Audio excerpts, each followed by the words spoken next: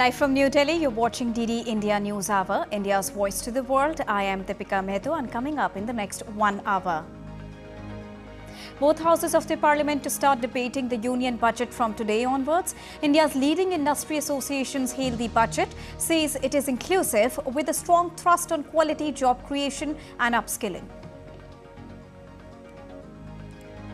US presidential elections set for a high-decibel aggressive campaign as Vice President Kamala Harris targets Donald Trump at a campaign rally, compares her background as a former prosecutor to his record as a convicted felon. US Secret Service Chief Kimberly Cheatle resigns as heads begin to roll for security slip at Donald Trump's rally on 13th July. Ronald Rawe appointed as acting director of the agency. Death toll from 2 landslides in southern Ethiopia jumps to 229, could rise further as the search for survivors and casualties continued into the 3rd day. And world registers hottest day ever recorded on the 21st of July. The daily global average temperature reached a new record high at 17.09 degrees Celsius on Sunday.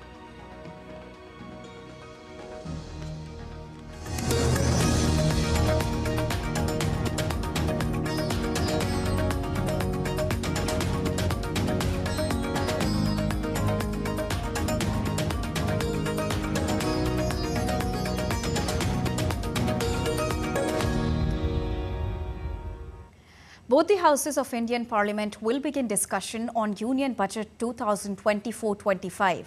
The lower house of the Indian Parliament is expected to have separate debates covering ministries of railways, education, health, MSME and food processing. Meanwhile, the upper house of the Parliament will hold discussion on the appropriation and finance bills. The Finance Minister presented her 7th consecutive budget on Tuesday for fiscal year 2024-25. The budget aims at laying out the roadmap for Vikasit Bharat or Developed India by the year 2047. The budget focused on provisioning for agricultural sector, introduction of schemes related to employment, loan schemes, announcements for financial support to MSME sector, infrastructural development and fiscal deficit projections as well. Now, top industry leaders and market experts have hailed the centre's economic outlook post the budget presentation. Has had a pretty much the single point agenda to help create jobs. And for job creation, whatever is required, the budget has done it on the government side, but thinking out of box, they have tried to also incorporate the private sector, including the top 500 companies which have to create 1 crore jobs using their CSR money, and also providing provident fund related incentives as well as the first salary to be reimbursed by the government, and many such sort of incentives have been given to the private sector by the government to create further jobs. So for me, I would call it a job creation budget, but overall the government has also focused on keeping the infrastructure focus also intact, so that 11.1 lakh crore, which was announced in the interim budget, has been kept the same. Now, people from the field of education and banking sector also applauded the budget, saying this is in line with the expectations of people and will create new job opportunities. Financial Minister Srimati Nirmala Sitharaman Garu has given a very good asset to our ladies on behalf of this budget by extending the Mudra loan from 10 lakhs to 20 lakhs. And also she is giving one more opportunity for our ladies, that it's a great deal by cutting down the registration charges and stamp duties to a lower cost prices. There were no changes in the old tax regime rate. However, there is a slight change in the new tax regime rate. What is that is, up to 3 lakh rupees, there is no tax. Earlier, from 3 lakh to 6 lakh rupees, 5% tax was levied. That has been increased to 3 lakhs to 7 lakhs. Now, from 3 lakhs to 7 lakhs, 5% tax is levied. And from 7 lakhs to 10 lakhs, it is 10%. 10 to 12 lakhs, it is 15%. From 12 to 15 lakhs, it is 20%. Above 15 lakhs, it is 30%. Finance Minister has touched upon many very, very important things. I would like to mention few of them. One, it is a development-oriented budget. You have seen the focus on infrastructure-related expenses, which is they have kept at 3.4% of GDP, will be spent only on capex. They talked about road connectivity, bridges, flood control measures. The Indian diaspora has warmly embraced Budget 2024-25, commending its emphasis on economic growth and innovation. The reduced import duty could also prompt price-sensitive Indian consumers to re-evaluate their preferred shopping destinations, potentially altering established market dynamics. People are very, very happy because the long-term finance investment we are doing in India. So the duty is not affected for us something, but it's affecting the India is growing more and more. And we will see the Prime Minister has said that we are in the fifth economy world and now we are going for the third. So NRI investment and FDI investment more and more is going to the India. So we welcoming up this budget. For all NRI Indians, I say very thankful to Nirmala Sitharaman. Thank you. And now DD India's correspondent Akshay Dongre joins us with more. A very good morning to you, Akshay. Now, how are the stakeholders reacting on the budget that has a very strong backing for defence sector with its key focus on self-reliant India, Akshay? Well, absolutely, Deepika. In fact, we just heard some of the stakeholders in the video bites that we have played to our viewers on how the industry, the manufacturing sector, the MSMEs, the people involved in agriculture sector, education sector, healthcare, all of these are the basic pillars of any economy are reacting to the budget. Now, yes, there have been a significant increase in this spending that has been enhanced by the union government. But when you look at the measures that have been taken, in fact, in this budget as well, the slabs that have been increased, those hard steps have also been taken in view of keeping enhancing the manufacturing industry across the country. Now we are seeing growth in the infrastructure projects. We are seeing growth in the healthcare industry, in education industry. So a very calibrated budget has been introduced by the union government to ensure that all sort of requirements that are on priority are met, to ensure that the economy does well, to ensure that the healthcare sector grows, the smaller businesses have enough opportunities to take loan, the education sector also grows. So all of these aspects have been kept in mind as far as introduction of the budget is concerned. Deepika. All right, thank you so much, Akshay, for joining us and bringing us a rounded perspective on what are the alignments of budget meeting the expectations of the people. Now, India's Education Minister Dharmendra Pradhan has welcomed the verdict of Supreme Court on NEET examination. He said that the government is committed to safeguard the interest of the students of the country and their future is not tampered with. हम माननीय सर्वोच्च न्यायालय की इस फैसला का स्वागत करते हैं। हमने शुरू से ही कहा है, हमारी प्राथमिकता देश की स्टूडेंट्स है, देश की विद्यार्थी है, उनकी भविष्य के साथ कोई खिलवाड़ ना हो, उनकी हितों को हानि ना हो पाए, ये सरकार की प्राथमिकता रही है। The Education Minister further reiterated government's commitment in making the National Testing Agency that conducts the examination as a zero tamper-free and zero error-free organization, and anyone involved in the process of tampering the examinations will not be spared. Moving on, in Jammu and Kashmir, an encounter is underway between security forces and terrorists in the Trumkhan area of Lolab of Kupwara district. Based on specific inputs regarding presence of terrorists, a joint search operation was launched by army and police on days leading up to the 23rd of July. Now, on the 24th of July, suspicious movement was observed and challenged by vigilant troops, in response to which terrorists opened indiscriminate fire. In the ensuing fight, one terrorist has been eliminated and an official was injured. The operation is currently underway.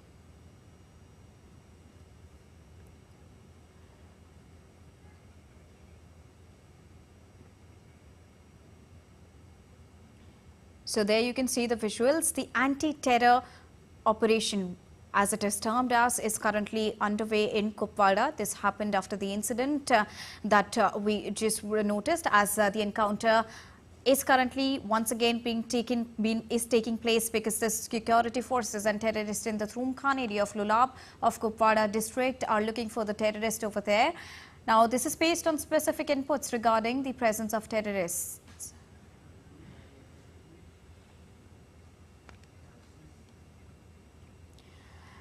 And to discuss more on this, I am joined by DD India correspondent Salman Qazi, straight from Kupwara district. A very good morning to you, Salman. What is the latest that we are tracking from Kupwara there, as the anti-terror operation is still underway?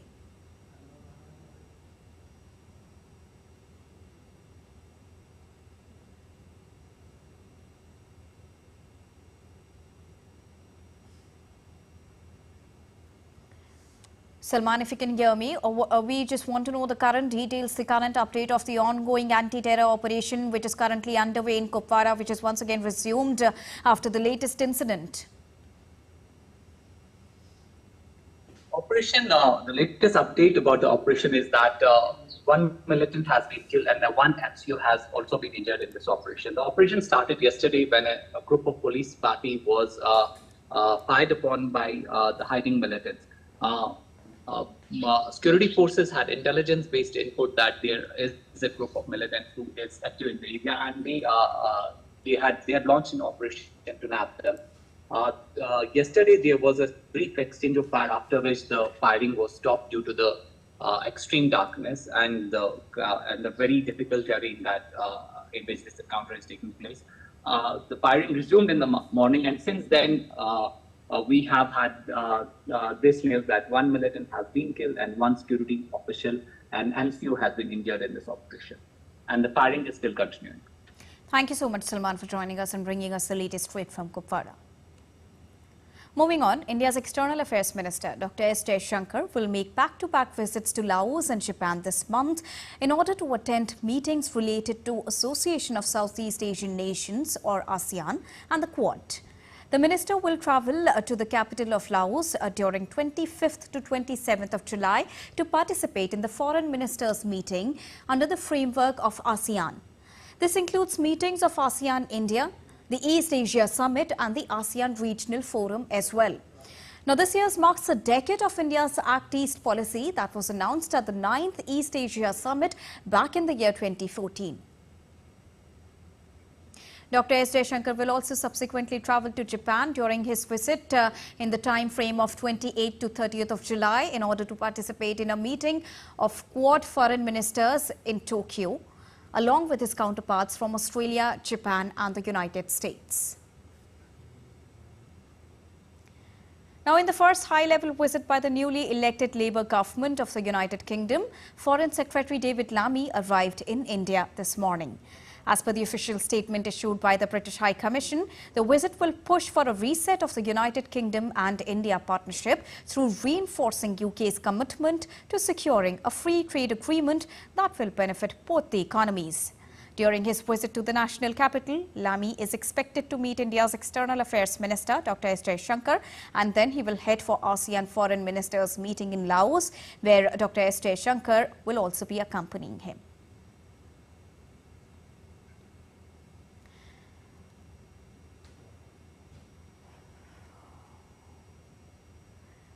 Meanwhile, security has been tightened around Laos's National Convention Centre, where ASEAN Foreign Ministers meeting is scheduled. Heavy police and armed security presence was seen as foreign ministers and senior officials from the ASEAN countries started to arrive for the meeting.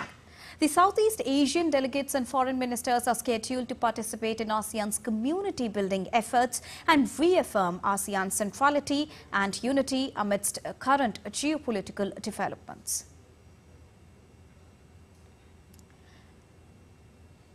Indian Coast Guard continues to combat fire on MV Maersk Frankfurt for 5th day amidst bad weather condition.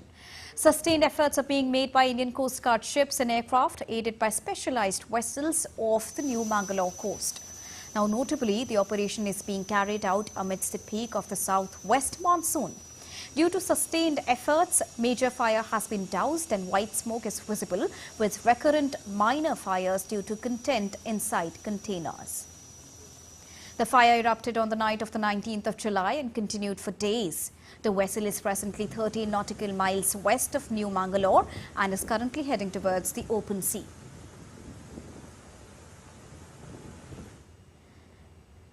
Time to take a short break, but still to come on the other side. Israeli Prime Minister Benjamin Netanyahu to address joint meeting of Congress in Washington. Pro-Palestinian and pro-Israel demonstrators stage protest. Spain swelters as second heat wave of the summer kicks off. United States invite Sudanese army and paramilitary rapid support forces for US-mediated ceasefire talks in Switzerland.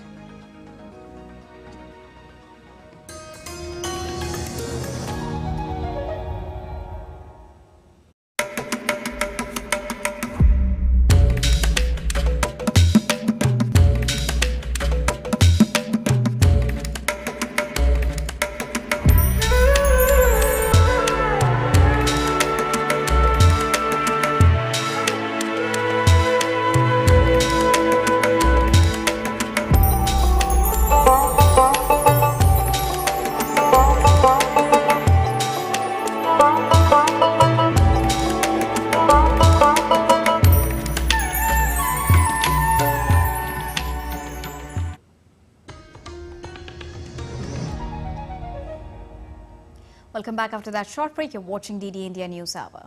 Now, Kamala Harris has reiterated that she is ready to take on Donald Trump in the United States presidential election. The likely Democratic nominee made her campaign debut in Wisconsin after securing backing of key Democrats and record fundraising. Nick Harper sends us this report from Washington. Incredible period for Kamala Harris as she ascends to this position of presumptive nominee for the Democratic Party. A real whirlwind 48 hours since Joe Biden announced that he was not seeking re-election. Since then, there's been a number of firsts. On Monday, for the first time, she spoke at the White House as she seeks the presidency. She praised Joe Biden. She spoke about his legacy. And then on Monday night, for the first time, she spoke to campaign staff in Delaware, and on Tuesday she held her first campaign rally with potential voters. That took place in Milwaukee, Wisconsin, the very same place where the Republicans held their four-day convention last week, showing, I think, how pivotal Wisconsin as a state will be in this upcoming election. Before I was elected vice president, before I was elected United States Senator, I was elected Attorney General of the state of California, and I was a courtroom prosecutor before then. And in those roles, I took on perpetrators of all kinds. Predators who abused women, fraudsters who ripped off consumers, cheaters who broke the rules for their own gain. So hear me when I say, I know Donald Trump's type. And now Kamala Harris has won the majority of delegates. They have said that they will support her. It means that she is now the presumptive nominee. It's not official yet. That's likely to take place in the first week of August when the Democratic Party holds a virtual roll call to officially crown her as the nominee to go up against Donald Trump. Kamala Harris has put out a statement in which she says, "I am proud to have secured the broad support needed to become our party's nominee. I look forward to formally accepting the nomination soon." We've also seen a period of record fundraising. She raised $81 million in a 24-hour period, the most of any presidential candidate in US history. That money has only increased since then, now topping more than $100 million. And because we are a people-powered campaign, that is how you know we will be a people-first presidency. And Wisconsin, this campaign is also about two different visions for our nation. One, where we are focused on the future. The other, focused on the past. We believe in a future where every person has the opportunity not just to get by, but to get ahead. So she has managed to unify the party. There's incredible enthusiasm for her. Now she needs to convince undecided voters, in particular in swing states like Wisconsin, that her vision of the future is better than that of Donald Trump's. Nick Harper in Washington, reporting for DD India. On the other hand, Republican presidential candidate Donald Trump said on Tuesday that he will go ahead and debate Kamala Harris, his new Democratic rival, on the upcoming 5th of November presidential election in the U.S. The former U.S. president told the reporters in a conference call that he was willing to do more than one debate with Kamala Harris. Now, Trump's remarks were his first extensive comments on Harris since Biden announced that he would drop out of the presidential race. Further to this, a U.S. survey shows that Kamala Harris is more popular than Donald Trump. The online survey by Ipsos and Reuters published on Tuesday shows Harris leads Trump by 2 points nationally, by 44% of the vote to 42%. According to the first national poll carried out since Joe Biden stood down, Harris has a fighting chance of overturning Trump's lead in the swing states ahead of the presidential election. A previous poll by the same firm previously found that Trump led Joe Biden by 2 points. While nationwide surveys gave important signals of American support for political candidates, a handful of competitive states typically tilt the balance in the U.S. Electoral College that ultimately decides who wins presidential election.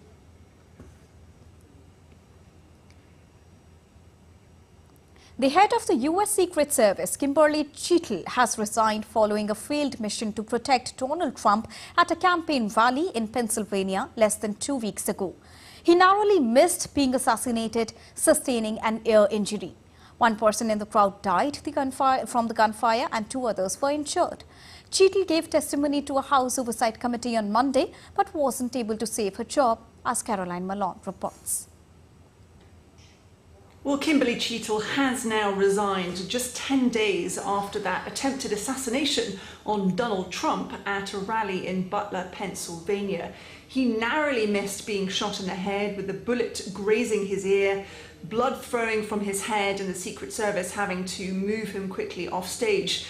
But Cheatle, when she appeared at a hearing on Monday in the Capitol, wasn't really able to answer many of the questions that lawmakers put to her, including why they'd allowed a shooter to be on a rooftop within gun range of the stage where Trump was speaking, why when they'd identified someone as being suspicious that Trump was allowed to carry on and go onto stage, and how it was possible that this particular gunman who ended up on a roof carrying out the shooting and narrowly missing Trump was able to carry out the attack, even though members of the crowds and the public had identified this person and informed law enforcement nearby that they could see someone on the roof with a gun.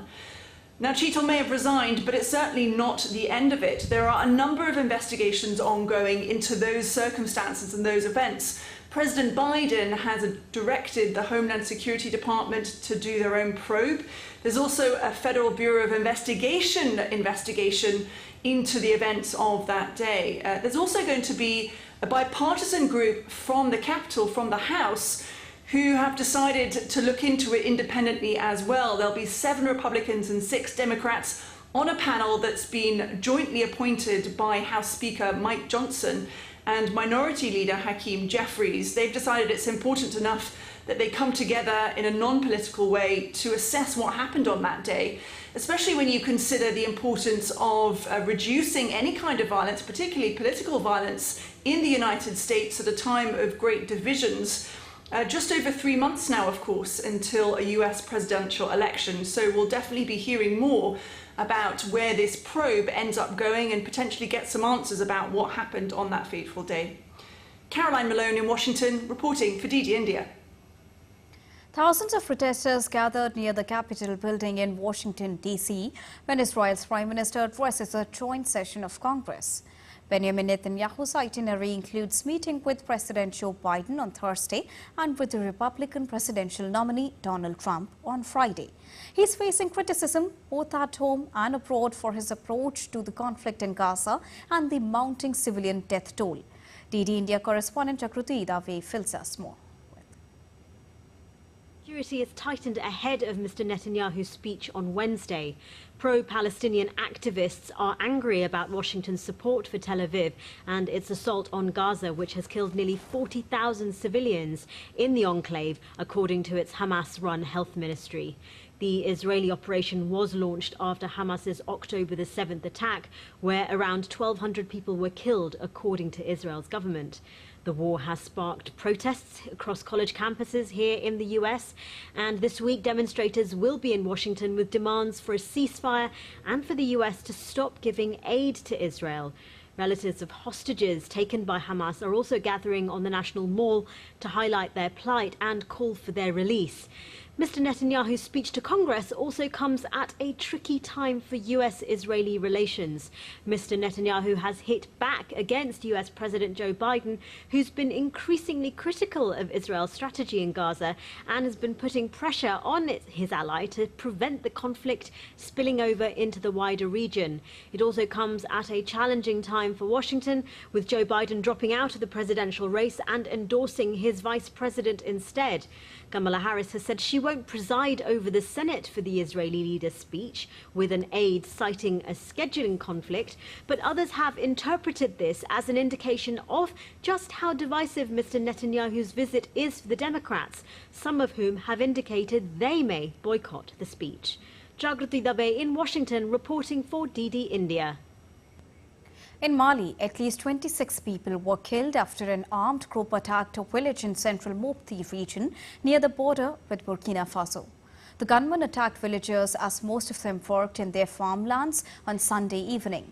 No group has claimed responsibility for Sunday's attack, but the blame quickly fell on JNIM, an extremist group linked to Al-Qaeda that often targets villagers in the region in a similar manner, including in July when rebels attacked a wedding ceremony and killed at least 21 people. Such attacks are becoming increasingly frequent in central Mali as the country's military junta also struggles to contain violence in the northern region. The United States has invited the Sudanese army and the paramilitary rapid support forces for US-mediated ceasefire talks starting the 14th of August in Switzerland. Calling on the Sudanese warring factions to attend the talks, US Secretary of State Antony Blinken said the conflict must end. RSF leader Mohammed Hamdan Dagalo said on Wednesday that they will constructively participate in the talks to achieve a comprehensive ceasefire across the country and facilitate humanitarian access to all those in need. The war in Sudan that erupted in April 2023 has forced almost 10 million people from their homes, sparked warnings of famine and waves of ethnically driven violence blamed largely on the RSF. So the goal of the Switzerland talks is to build on work from Jeddah and try to move the talks to the next phase. Talks in Jeddah between the army and RSF that was sponsored by the United States and Saudi Arabia broke down at the end of last year. Time to take a short break, but we'll be right back, still to come on the other side. Broadband internet services restored in selected areas of Bangladesh after a 5-day shutdown. Typhoon Gimi wreaks havoc in Manila.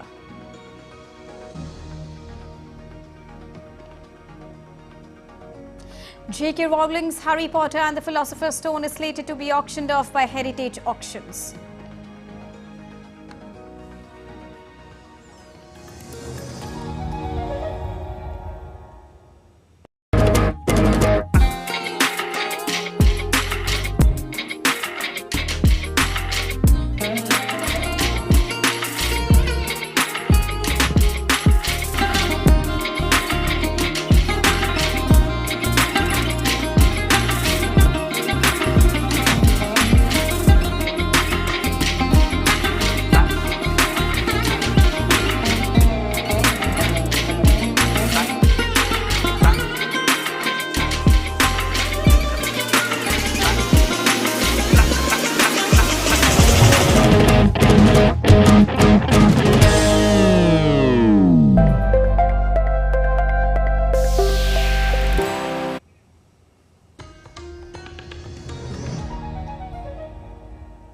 Welcome back after that short break.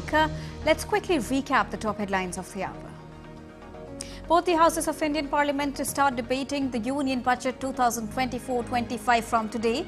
India's leading industry associations hail the budget, says it is inclusive with strong thrust on quality, job creation and skilling. US presidential elections set for high decibel aggressive campaigning as Vice President Kamala Harris targets Donald Trump at a campaign rally, compares her background as a former prosecutor to his record as a convicted felon. US Secret Service Chief Kimberly Cheatles resigns as heads begin to roll for security slip at Donald Trump's rally on 13th of July. Ronald Rowe appointed as acting director of the agency. Death toll from 2 landslides in southern Ethiopia jumps to 229, could rise further as the search for survivors and casualties continue into third day. And world registers hottest day ever recorded on 21st of July. The daily global average temperature reached a new record high at 17.09 degrees Celsius on Sunday.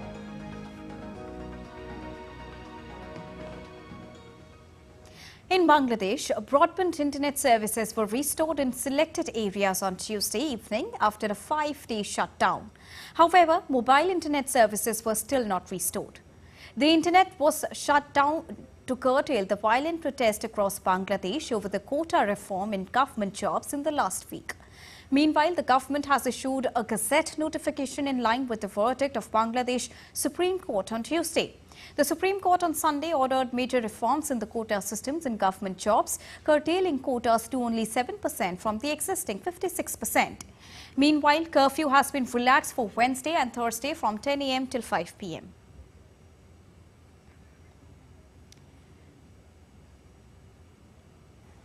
Bangladeshi Army Chief General Wakar-uz-Zaman inspected the loss and damage across the capital after student-led protests across the country took place. Wakar-uz-Zaman said that the government has imposed a curfew and deployed army across the country. He said at a press briefing after surveying the damages that the total loss is indescribable.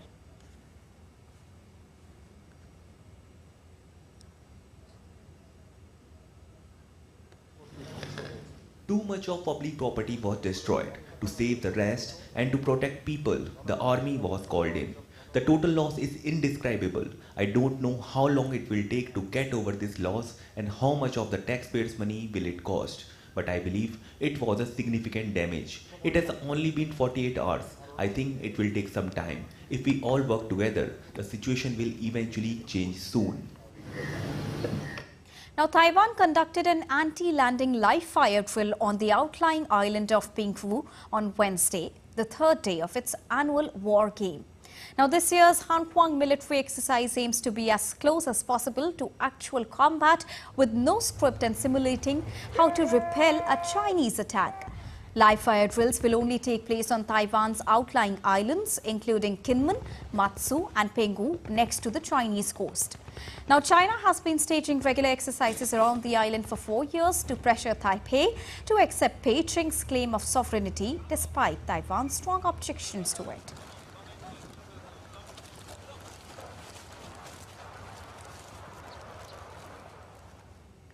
North Korean balloons carrying trash have landed near South Korea's presidential office. South Korean Presidential Security Service in a statement said the trash carried by the balloon was identified in the area around the government complex in the Yongsan area. The statement further said the objects in the balloons contain no contaminants or other risks. North Korea had sent another batch of trash-laden balloons earlier on Wednesday. Since May, North Korea has periodically sent hundreds of balloons carrying an assortment of trash across the heavily fortified border with the South, prompting South Korea's military to restart loudspeaker broadcasts targeting the North.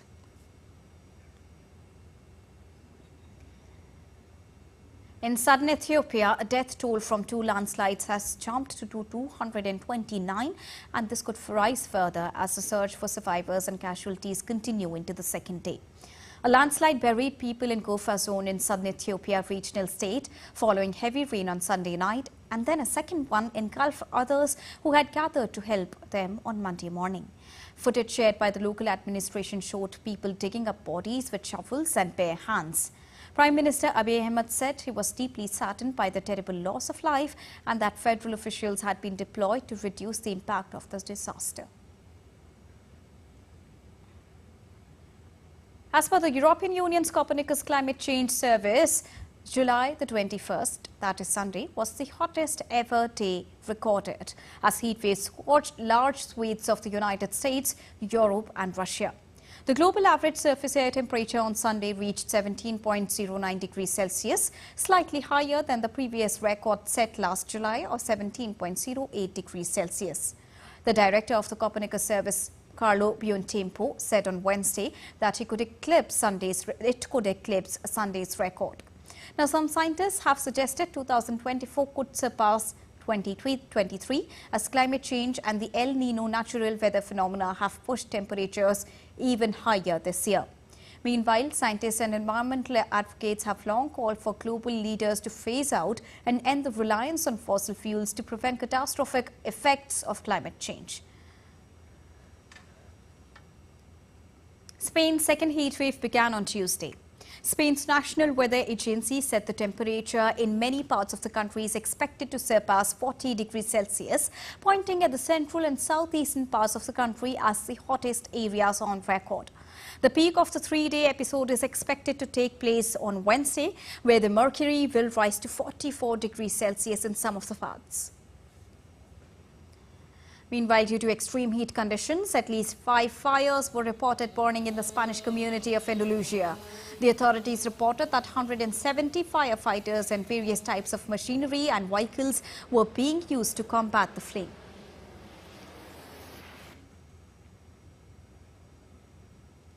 Gimi, the first typhoon of the season to affect Taiwan, is expected to make landfall on the northeast coast on the early evening hours of Wednesday. As the typhoon barreled towards Taiwan, bringing strong winds and torrential rain, financial markets have been closed, people have been given a day off, and flights have also been cancelled, along with the military, which is put on the standby mode. Work and school are suspended across Taiwan, with streets of capital Taipei almost deserted during what is normally rush hour amid squally rain. More than 2,000 people have been evacuated from sparsely populated mountain areas amid the high risk of landslides due to extreme rain.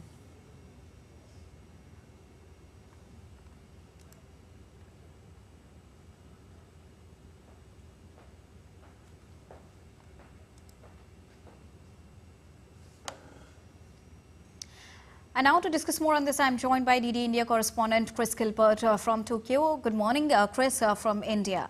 Now, Gimi, which is a cloud system spanning the Western Pacific, northern Philippines and parts of the South China Sea, is expected then to turn north towards China, Chris. Can you please fill us in with more details on it and what is the status of Typhoon Gimi right now?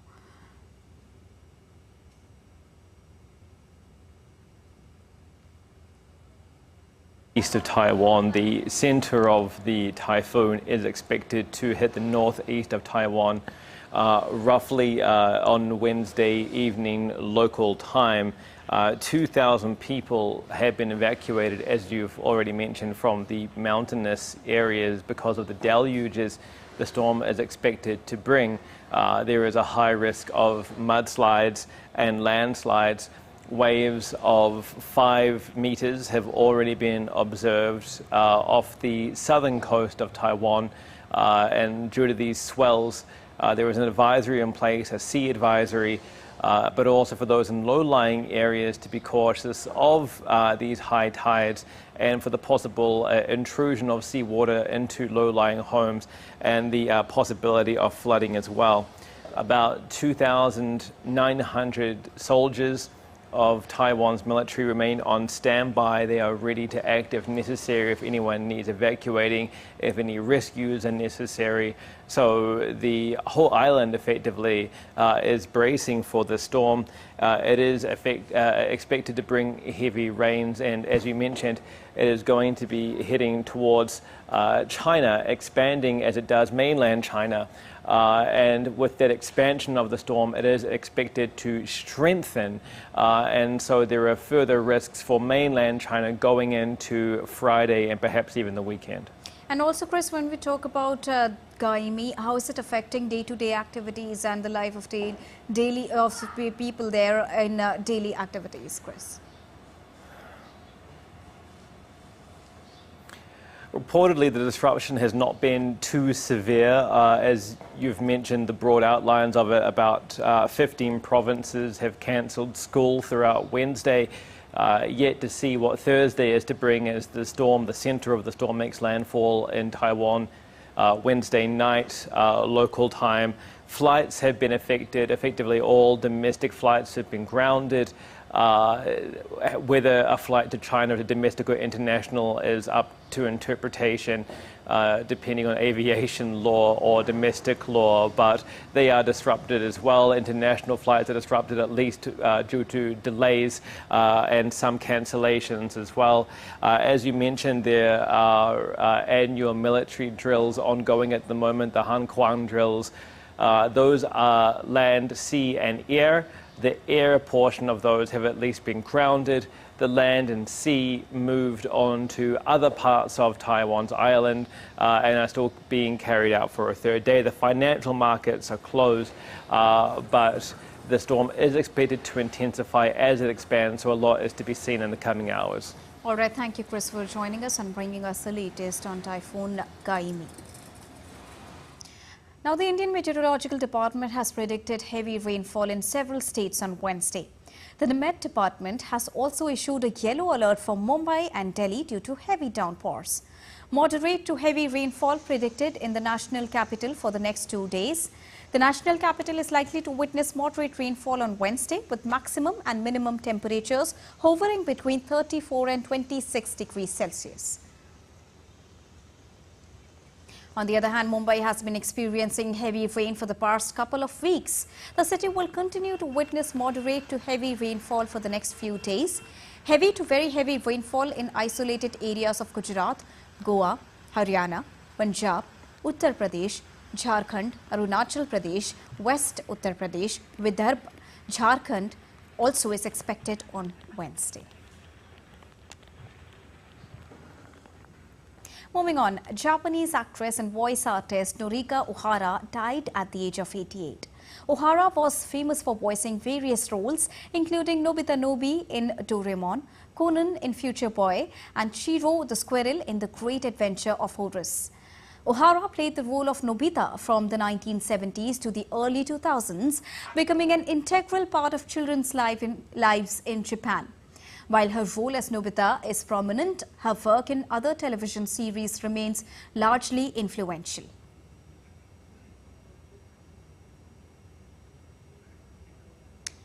You're watching DD India News Hour. It's time to take a quick look at other stories making news around the globe. In central Mexico, at least 5 people were killed in an explosion at a Jose's Cuervo tequila plant on Tuesday. The accident happened when 2 of the tanks used in the process to make the spirit exploded. Situation is now under control and forensic authorities are trying to determine the cause of explosion. Solar panels have been fitted to the roof of Windsor Castle for the first time as part of a royal eco-drive. The first roof-mounted photovoltaic panels have been installed on the Lord Chamberlain's upper store as part of a project to replace its old leaking lead roof. King Charles, who spent a lifetime campaigning on environmental-related issues, also plans to convert the royal family's Bentley cars to run on biofuel. An uncorrected proof copy of J.K. Rowling's Harry Potter and the Philosopher's Stone is slated to be auctioned off by Heritage Auctions. The book represents the first time Harry Potter was introduced to the world in print. Pre-bidding will continue until the 25th of July. Bidders can participate online until the live auction begins. Time to take a short break. We'll be right back, but still to come on the other side. Indian women's cricket team enter semi-finals of the ongoing T20 Cricket Asia Cup. Exclusive report from Paris on how the city is gearing up to host Paris Olympics.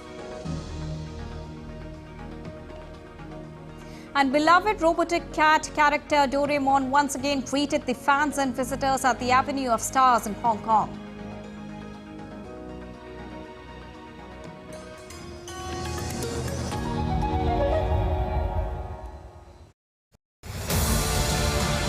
This week on Defense Dynamics, we dive into the turbulent waters of Indian Ocean, where shifting alliances and growing rivalries are redefining the security landscape.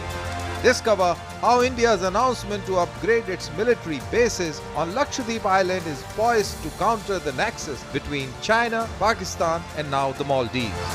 And also how the simmering instability in India's neighborhood, that is Pakistan and Bangladesh, could have a wider impact on the security dynamics of the whole region.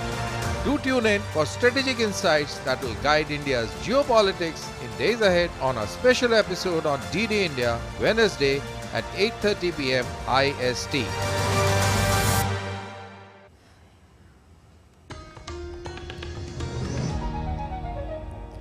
Welcome back after that short break. You're watching DD India News Hour, and now it's time to get you all the latest from the world of business.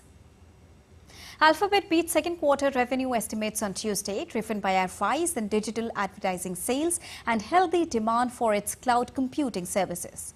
Advertising sales, Alphabet's chief revenue source, rose 11% to $64.6 billion. Revenue grew 14% to $84.74 billion in the April to June period. Revenue from cloud computing services, which is a widely watched barometer for the health of enterprise technology spending, grew 28.8% to $10.35 billion. Ad sales in its YouTube division rose 13% to $8.67 billion.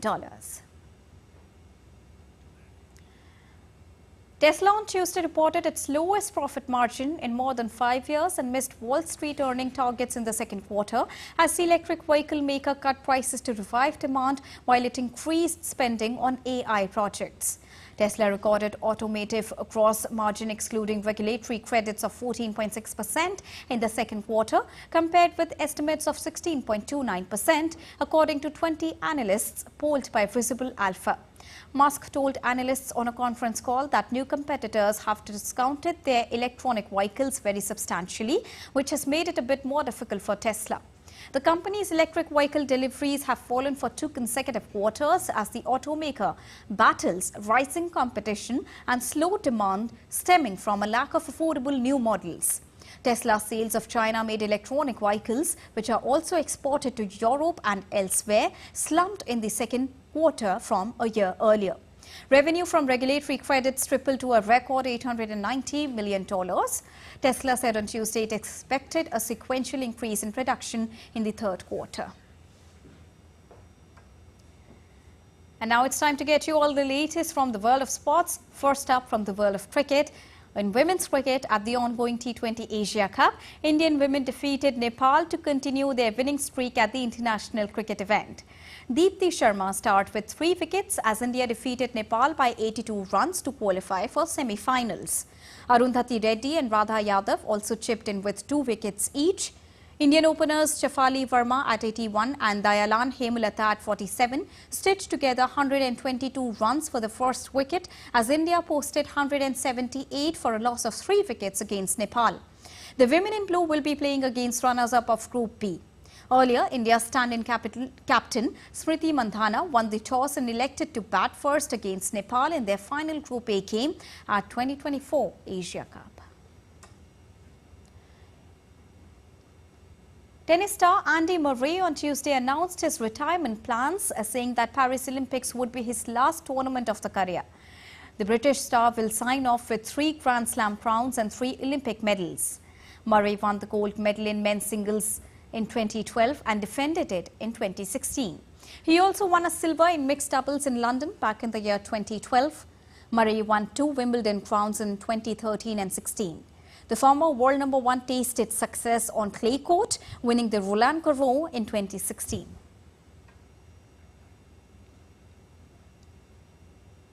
India adopts an athlete-centric, athlete-first approach as a total of 140 support staff members are being sent to Paris Olympics along with the 117 athletes to ensure that athletes have 360-degree support. The additional support staff members picked are going only after discussion and based on athletes' recommendations and needs, thereby keeping athletes at the cornerstone of decision making. Of the 140 support staff members, 67 would be staying in Games Village with the athletes, and mostly consists of coaches, team doctors, recovery experts, sports scientists and physiotherapists. In fact, new additions like nutritionists, sleep therapist and even a sparring partner are also being accompanied with the playing squad.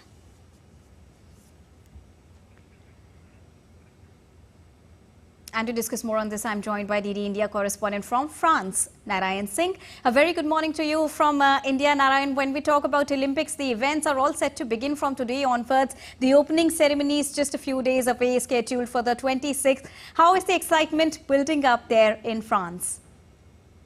Good morning, Deepika. As we talk about the on 26th, the opening ceremony will take place and few days are left. And we can say that the people here in France and fans of the sports all across the world are assembled here to watch their favorite athletes and to see the best of best in the sports. And the most important thing is that third time the France is hosting the Olympics, and first time they hosted in 1900 and after that in 1924, and exactly after 100 years they are again hosting the Olympics. So it's a big event and it's different in multiple ways. Multiple new initiatives have been launched here. And first time the traditional, we can say that the opening ceremony that takes place inside the stadium will not take place inside the stadium. Instead of that, the opening ceremony will take place along the Seine River, where the athlete parade will take place in boats, and their boats of the athletes and their delegations of the National Olympic Committees of more than 200 countries will be there. The boats will be equipped with cameras. So it's a new, and around 10,500 athletes we will see that assembled here to show who is the best in the world. And we can say that there is a different morale among the athletes. We talk to them, and among the fans, the French people who are living here, they are very excited about this mega event here in France. And also how we saw a report on the Seine River. How ready is Seine River to host the Paris Olympics? Because there were also reports that the water is not that safe, but then we saw the mayor swimming through the river. How ready is it? Actually, if you talk about the Seine River, it happens when it's very too much rain and the water of the drains goes to the Seine River. But now situation is different. The river is clean and the water is also clean. And a few days back, we saw that the mayor of the Paris, was swimming in that river. And after that, yesterday, the ambassador of India to Paris also took a walk along the Seine River. He also said that regarding the river, that now it is fully ready to host the coveted events here and also the opening ceremony. So all in all, it's a fantastic thing. And our athletes, the 117-member contingent, is also ready, and tomorrow on 25th the ranking round for the archery will take place, where our individual archers will show their mettle, and from there they will try to progress there. And after that, other events like the shooting will also take place, and as the tournament will progress in hockey matches, starting matches, and after that boxing matches, badminton match will also start. All in all, the Indian contingent is ready, Paris is ready, and we can say the Seine River and the management of that, the Paris Olympic Committee, all stakeholders are here, and we can say that everything is in place to host the most coveted games on the planet. All right, thank you so much, Narayan. And we are also ready to see the grand opening ceremony scheduled for the 26th. Thank you so much for joining us and bringing us the latest straight from Paris. Now, the beloved robotic cat character called Doraemon once again greeted the fans and visitors at the Avenue of Stars in Hong Kong. Its return attracted many tourists who wished to take photos with the Japanese pop culture icon. A 12-meter-tall Doraemon installation was taken down earlier due to poor weather condition, and then it was re-inflated.